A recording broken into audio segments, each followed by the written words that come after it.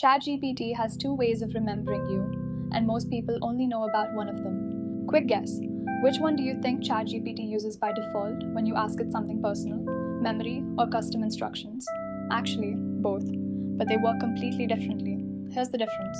Custom instructions are static. You write them once in settings, personalization, and they apply to every single chat exactly as written until you change them. Memory is different. It's automatic.